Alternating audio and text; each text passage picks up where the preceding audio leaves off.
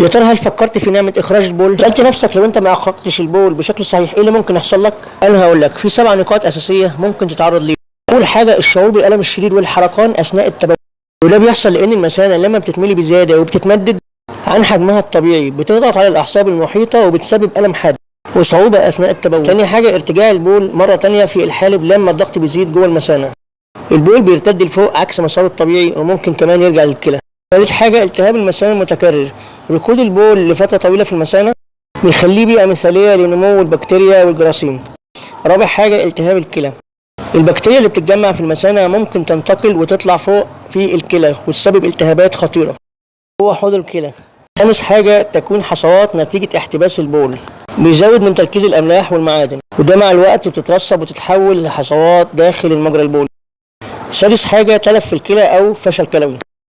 استمرار الضغط العالي والالتهابات المستمرة لفترة طويلة ممكن يدمر أنسجة الكلى ويأثر على وظيفتها بشكل كامل.